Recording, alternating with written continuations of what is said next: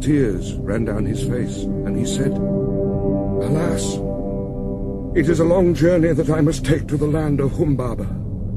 If this enterprise is not to be accomplished, why did you move me, Shamash, with the restless desire to perform it? How can I succeed if you will not succor me?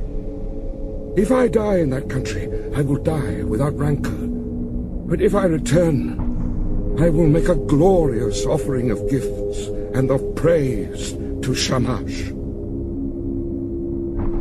So Shamash accepted the sacrifice of his tears. Like the compassionate man, he showed him mercy. He appointed strong allies for Gilgamesh, sons of one mother, and stationed them in the mountain caves. The great winds he appointed, the north wind, the whirlwind, the storm and the icy wind, the tempest and the scorching wind, like vipers, like dragons, like a scorching fire, like a serpent that freezes the heart, a destroying flood and the lightning's fork, such were they. And Gilgamesh rejoiced. He went to the forge and said, "I will give orders to the armorers. They shall cast us our weapons while we watch them." So they gave orders to the armorers, and the craftsmen sat down in conference. They went into the groves of the plain and cut willow and boxwood. They cast for them axes of 90 pounds, and great swords they cast, with blades of 60 pounds each one, with pommels and hilts of 30 pounds. They cast for Gilgamesh the axe, might of heroes, and the bow of Anshan. And Gilgamesh was armed and Enkidu, and the weight of the arms they carried was 30 pounds. The people collected, and the councillors in the streets and in the marketplace of Uruk. They came through the gate of 7 bolts, and Gilgamesh spoke to them in the marketplace. "I, Gilgamesh, go to see that creature of whom such things are spoken, the rumor of whose name fills the world. I will conquer him in his cedar wood, and show the strength of the sons of Uruk. All the world shall know of it.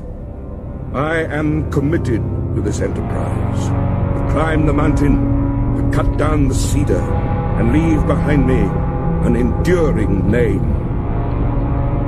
The councillors of Uruk, the great market, answered him, "Gilgamesh, you are young. Your courage carries you too far. You cannot know what this enterprise means which you plan. We have heard that Humbaba is not like men who die. His weapons are such that none can stand against them. The forest stretches for 10,000 leagues in every direction. Who would willingly go down to explore its depths? As for Humbaba, when he roars, it is like the torrent of the storm. His breath is like fire, and his jaws are death itself. Why do you crave to do this thing, Gilgamesh? It is no equal struggle when one fights with Humbaba, that battering ram." When he heard these words of the councillors, Gilgamesh looked at his friend and laughed. "How shall I answer them? Shall I say I am afraid of Humbaba? I will sit at home all the rest of my days?" Then Gilgamesh opened his mouth again and said to Enkidu, "My friend, let us go to the great palace, to Egalma, and stand before Ninsun the queen. Ninsun is wise with deep knowledge. She will give us counsel for the road we must go." They took each other by the hand as they went to Egalma, and they went to Ninsun, the great queen. Gilgamesh approached. He entered the palace and spoke to Ninsun. "Ninsun, will you listen to me? I have a long journey to go, to the land of Humbaba. I must travel an unknown road and fight a strange battle. From the day I go until I return, till I reach the cedar forest and destroy the evil which Shamash abhors. Pray for me to Shamash." Ninsun went into her room. She put on a dress coming to her body. She put on jewels to make her breast beautiful. She placed a tiara on her head, and her skirts swept the ground. Then she went up to the altar of the sun, standing upon the roof of the palace. She burnt incense and lifted her arms to Shamash as the smoke ascended. Shamash, why did you give this restless heart to Gilgamesh, my son? Why did you give it?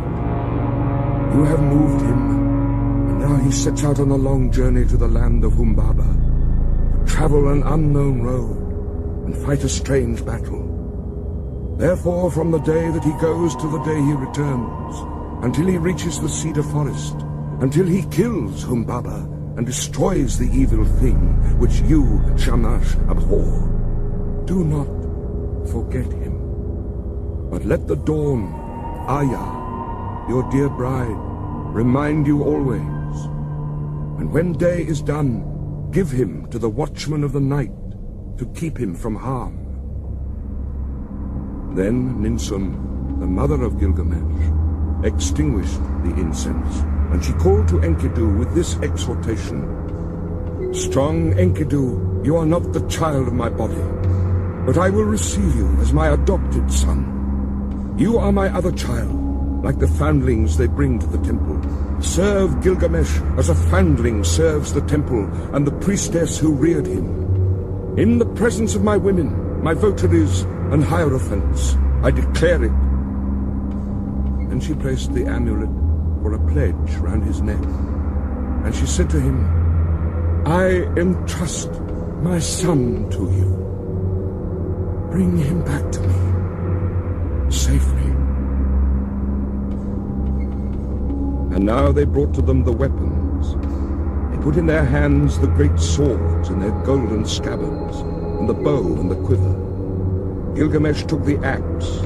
He slung the quiver from his shoulder, and the bow of Anshun, and buckled the sword to his belt.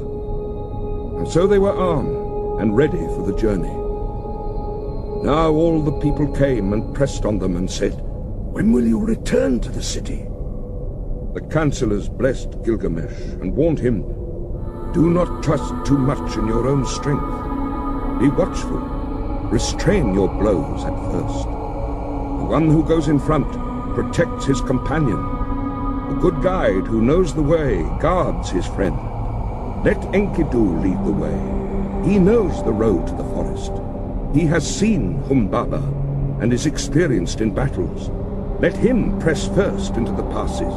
Let him be watchful and look to himself. Let Enkidu protect his friend and guard his companion and bring him safe through the pitfalls of the road. We, the councillors of Uruk, entrust our king to you, O Enkidu. Bring him back safely to us. Again to Gilgamesh they said, May Shamash give you your heart's desire. May he let you see with your eyes the thing accomplished which your lips have spoken.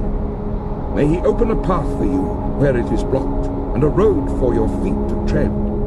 May he open the mountains for your crossing, and may the nighttime bring you the blessings of night. And Lugalbanda, your guardian god, stand beside you for victory. May you have victory in the battle, as though you fought with a child. Wash your feet in the river of Humbaba, to which you are journeying. In the evening, dig a well, and let there always be pure water in your water skin. Offer cold water to Shamash, and do not forget Lugalbanda. Then Enkidu opened his mouth and said, Forward, there is nothing to fear. Follow me, for I know the place where Humbaba lives, and the paths where he walks. Let the councillors go back. Here is no cause for fear. When the councillors heard this, they sped the hero on his way. Go, Gilgamesh. May your guardian god protect you on the road, and bring you safely back to the key of Uruk. After 20 leagues, they broke their fast. After another 30 leagues, they stopped for the night. 50 leagues they walked in one day. In 3 days they had walked as much as a journey of a month and 2 weeks. They crossed 7 mountains before they came to the gate of the forest. Then Enkidu called out to Gilgamesh, "Do not go down into the forest. When I opened the gate, my hand lost its strength." Gilgamesh answered him, "Dear friend, do not speak like a coward. Have we got the better of so many dangers and travelled so far to turn back at last? You who are tried in wars and battles, hold close to me now, and you will feel no fear of death. Keep beside me, and your weakness will pass. The trembling will leave your hand. Would my friend rather stay behind? No, we will go down together into the heart of the forest.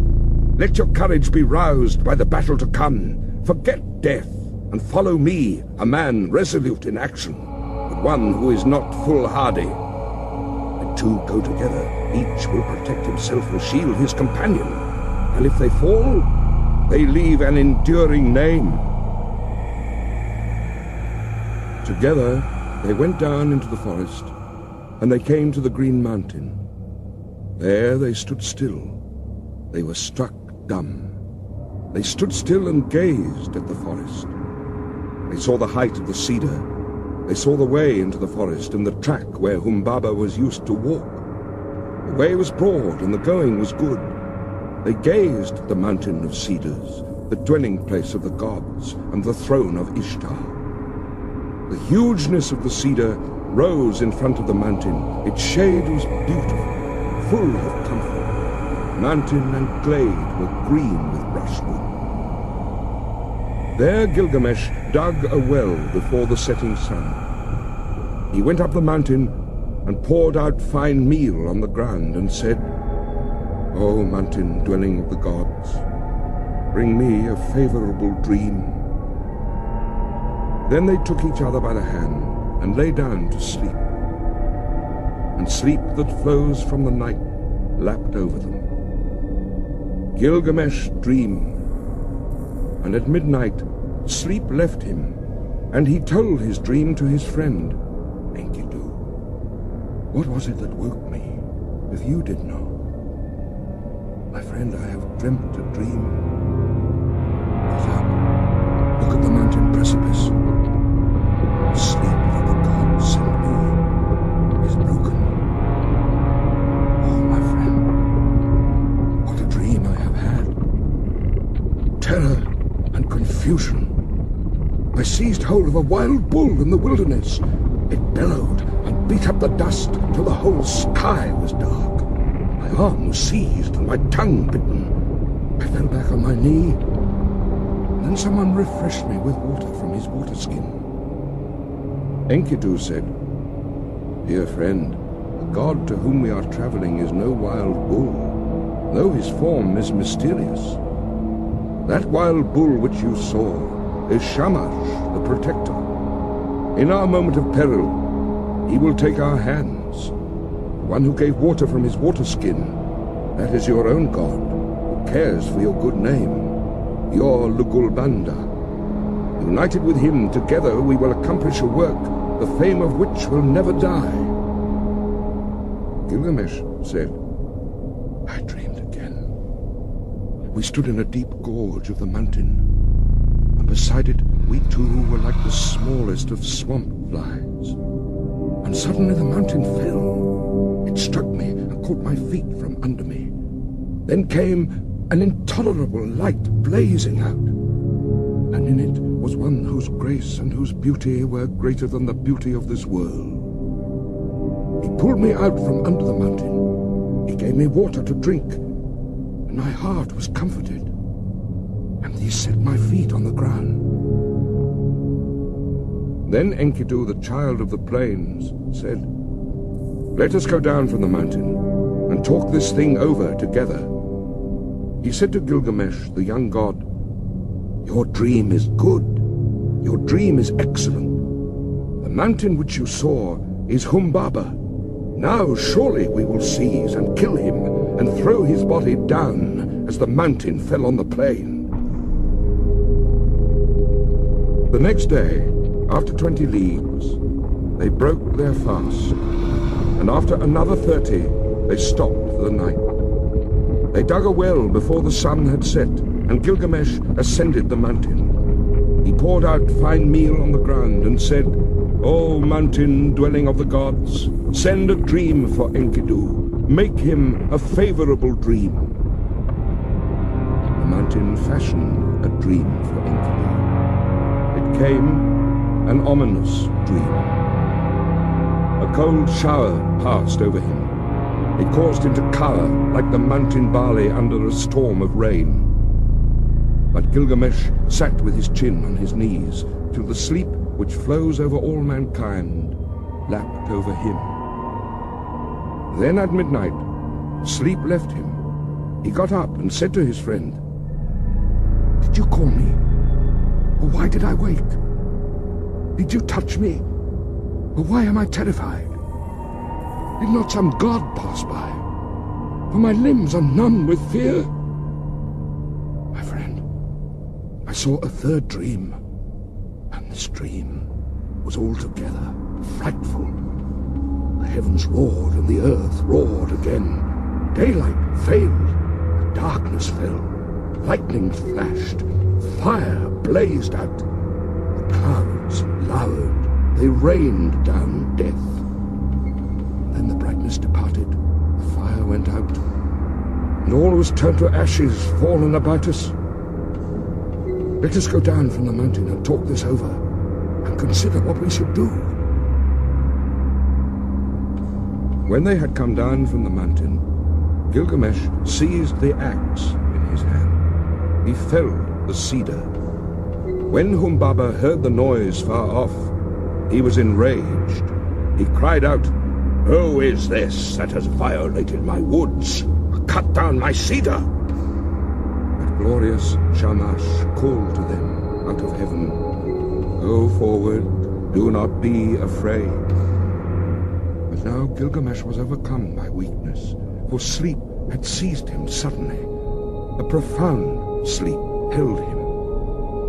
He lay on the ground, stretched out, speechless, as though in a dream. When Enkidu touched him, he did not rise. When he spoke to him, he did not reply. "O Gilgamesh, lord of the plain of Kulan, the world grows dark. The shadows have spread over it. Now is the glimmer of dusk. Shamash has departed. His bright head is quenched in the bosom of his mother, Ningal. O Gilgamesh, how long will you lie like this, asleep? Never let the mother who gave you birth be forced in mourning into the city square." At length Gilgamesh heard him. He put on his breastplate. The voice of heroes, of 30 shekels weight.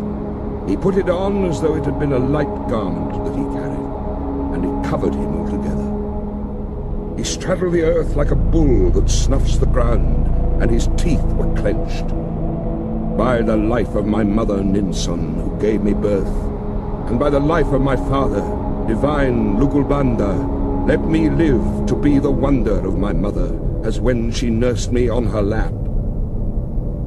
A second time he said to him, "By the life of Ninsun, my mother who gave me birth, and by the life of my father, divine Lugulbanda, until we have fought this man, if man he is, this god, if god he is, the way that I took to the country of the living will not turn back to the city."